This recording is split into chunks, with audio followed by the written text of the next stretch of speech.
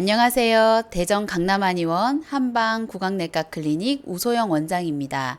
저희 구강내과 클리닉에서는 혀와 입안에 생긴 병을 치료하고 있는데요. 오늘은 갱년기에 심해지는 혀 통증에 대해서 말씀드리겠습니다. 혀가 아프고 고춧가루 뿌린 듯이 따갑고 혀가 마리고 혀에서 이상한 맛이 느껴지는 병은 구강자결감 증후군이라고 하는데요. 우선 구강자결감 증후군의 증상에 대해서 말씀드리겠습니다. 자, 구강자결감 증후군이라는 병이 있는데요. 혀나 입안이 화끈거리면서 열이 나고 혀가 따갑고 아픈 증상이 있습니다. 또 미각 이상이 있는데요. 입맛을 잘 모르게 된다. 입이 쓰다. 입에서 쇠맛이 난다. 입에서 피맛이 난다. 혀를 쇠에 대고 있는 것 같다 라는 표현을 많이 하시고요. 또 입이 마르는 구강 건조를 동반하는 경우도 많습니다. 이 병은 갱년기 이후 여성에게 가장 흔하게 나타나는데요. 오늘은 구강자결감 증후군이 왜 갱년기 여성에게 많이 나타나는지를 알아보고 또 저희 한의원에 실제 오셨던 실제 환자분들의 혀 사진을 보여드리면서 각각의 유형들을 좀 설명을 해드리겠습니다. 먼저 이런 환자분들 갱년기 혀통증, 갱년기 구강자결감 증후군 환자분들의 증상을 먼저 보실게요. 원장님, 혀가 아리고 맵기도 하고 말할 때도 혀가 아파요. 또 밥을 먹을 때도 혀가 아프겠죠? 물을 마실 때도 혀가 아프시고요. 매운 것도 못 먹고 고춧가루 들어간 음식을 먹으면 굉장히 혀가 따끔거리기 때문에 매운 거는 전혀 못 드시는 경우가 많고요. 된장찌개 같이 좀 짠 걸 먹어도 혀가 아프기 때문에 일반적인 한식 식사를 좀 많이 못 하시는 경우가 많으세요. 혀도 마르고 구강건조증 동반하시는 거죠. 거품침이 나오는 것도 구강건조, 입이 말라서 생기는 증상입니다. 입천장이 데인 것처럼 쓰려요. 구강자결감 증후군은 혀에만 나타나는 것이 아니라 입천장, 목구멍 안쪽 등 구강 점막에 모두 다 나타날 수 있기 때문에 처음에는 혀부터 시작했지만 입천장이 아파요, 입천장이 이상해요, 목구멍이 타들어가는 것 같아요, 아니면 입술이 아파요, 이렇게 아픈 범위가 점점점 넓어지는 경우가 많습니다. 자, 여기까지는 구강자결감 증후군의 혀와 구강점막 질환에 관련된 증상이었고요. 그 다음 증상은 이런 환자분들이 같이 가지고 있는 증상이세요. 자, 한번 읽어볼게요. 심장이 철렁철렁, 심장이 쿵 떨어지는 것 같은 느낌이죠. 두근두근거리고 초조하고 괜히 초조해요. 숨쉬기가 힘들어요. 예, 가슴이 편치 않고 답답하고 좀 숨을 쉬기가 어려운 느낌이 있으실 수 있고요. 피로가 계속 풀리질 않죠. 계속 피곤하고 잠을 못 자고 또 신경 쓰면 소화가 안 되고 폐경기도 온 것 같아요. 이렇게 얼굴로 열이 오르는 그런 상열감도 같이 오시고 있는 상황인데요. 이런 환자분들이 굉장히 많으세요. 굉장히 많으셔서 제가 대표적으로 좀 모아봤고요. 자, 그렇다면 갱년기에 왜 혀통증이 심해질까? 그 이유에 대해서 말씀을 드릴게요. 자, 갱년기가 되면 몸에 진액이 부족해지세요. 그래서 음어증이라는 상태가 되거든요. 이렇게 되면 몸에 물이 마르기 때문에 몸에 열이 생기면서 불면증이 생기게 되세요. 그래서 갱년기 전후해서 열도 나고 땀도 나고 그랬다 추웠다 더웠다 추웠다 하는 증상이 또 자면서 나타나기도 하고 그래서 불면증이 심해지는 경우가 많으시고요. 괜히 이유 없이 불안하고 괜히 초조하고 그리고 화병도 많이 생기세요. 네, 화병이 생기고 그래서 심장과 간에 열이 발생하게 되거든요. 이렇게 되면 어떻게 되냐면 가슴이 두근두근하고 괜히 초조해지는 이런 증상이 나타나요. 그리고 이 열이 자꾸 위로 뜨기 때문에 얼굴이나 혀를 바싹바싹 말리게 되고 열이 얼굴을 달아오르게 하고 혀를 말리게 하게 되면 이제 음어증에서 상열하한증으로 발전을 하게 되시는 거예요.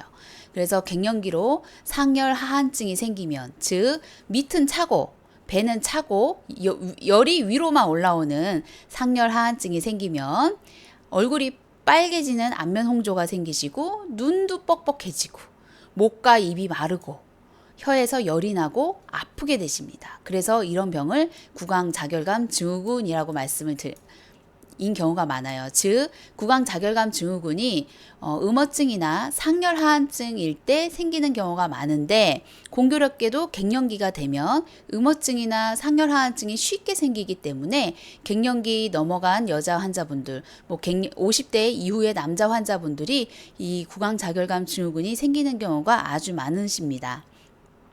자, 그렇다면 저희 한의원 실제로 와서 치료를 받으신 환자분들의 혀 사진을 보여드리면서 또 유형을 설명해 드릴게요.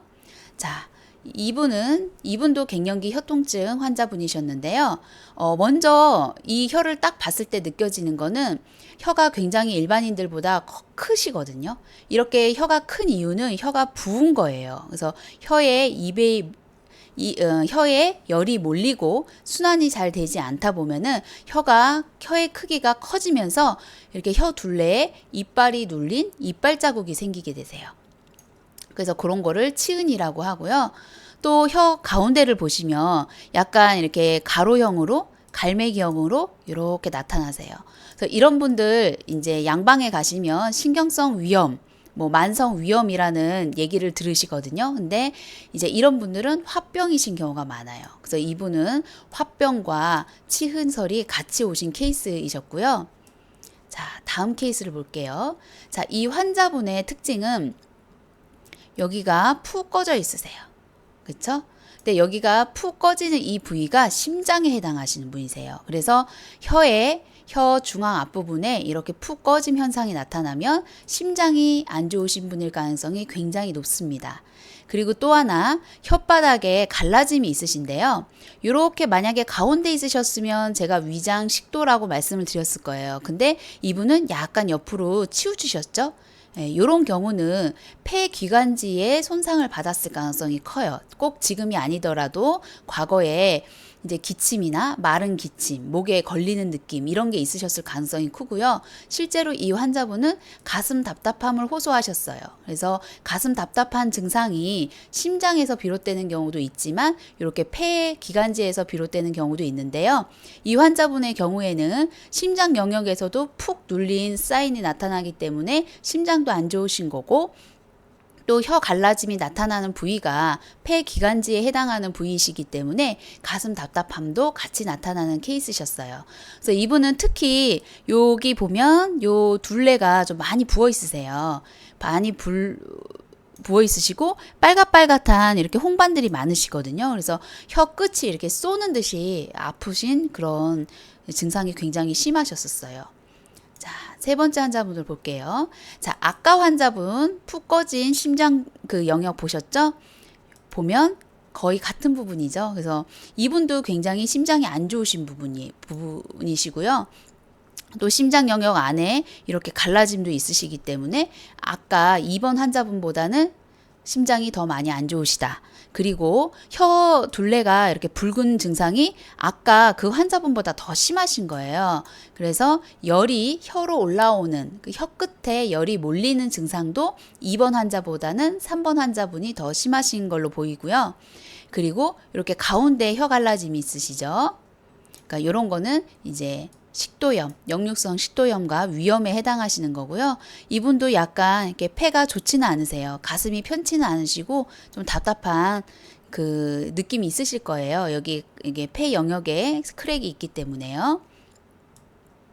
자, 이 네 번째 환자분은 특징적으로 이 혀만 보면 이분은 좀 아까 분들보다 체질이 약하신 분이에요. 그리고 실제 소음인이셨고 굉장히 기운도 없고 많이 드시지 못하고 조금만 자기 정량에서 조금만 더 먹으면 얹히고 또 커피나 뭐 혹시 양약 같은 거 드시면은 속이 쓸려서 못 드시고 굉장히 약하신 분이셨는데 특히 이렇게 끝에 빨갛게 많이 올라와요. 그래서 이분은 얼굴에 화끈화끈 열이 달아오는 증상이 굉장히 심하셨어요. 그래서 혀도 화끈거리고 열이 나고 얼굴도 실제로 뻘겋게 달아오르시고 또 식고 또 뻘겋게 달아오를 때는 땀이 났다가 식으면서 땀이 사라지고 오싹오싹 춥고 그런 이제 상열 하한증이 굉장히 심하셨던 분이고요. 그래서 하한증이 그러니까 아랫배가 찬 증상이 굉장히 심했기 때문에 뭐 건강이나 6개 뭐 이런 약으로는 잡히지가 않고 꼭 부자를 썼어야 되는 그런 환자분이셨어요. 그리고 이 혀 끝을 보면 울퉁불퉁하죠. 울퉁불퉁한 게 조금 요런 증상이 있으신 분들은 불면증이 굉장히 심하세요. 그리고 혀 전체적으로도 백태가 꽤 상당히 있으신 거거든요. 그래서 백태가 있을 때는 우리가 보통 기허증이나 기체증, 그러니까 기가 약해서 생기는 경우가 있고 또 기가 잘 순환이 되지 않아서 백태가 생기는 경우가 있는데 이분 같은 경우는 기가 약해서 백태가 생기는 케이스셨어요. 자, 이 환자분을 보시면 이 환자분 5번째 환자분도 백태가 있긴 있어요. 그죠? 근데 이분보다 훨씬 심하죠. 이 백태가 굉장히 두껍고 심하죠. 이 정도 생기시면 반드시 입이 마르실 거예요. 실제로 있으셨고 반드시 입이 마르고 그냥 마르는 정도가 아니라 입이 혀가 쩍쩍 달라붙고 침이 너무 없으면 말할 때도 혀가 잘 돌지 않는 느낌이 나시거든요. 그래서 이 부분 실제로 침이 너무 없어서 말하기도 힘들어요. 말할 때도 혀가 잘 이렇게 안 굴러가요. 해서 발음이 잘 안 된다. 니은, 리을 발음이 잘 안 된다. 이런 말씀도 하셨고요. 그래서 아까 4번 환자분보다 백태가 훨씬 더 심하시고 가운데 이렇게 황태가 또 나타나고 계시고 또 태에 가려져서 백태에 가려져서 잘 안 보이지만 이분도 첫 번째 환자분처럼 신경성 위염이 있으신 거예요. 그래서 화병은 기본적으로 있으신 거고 끝에 보세요. 끝에 엄청나죠?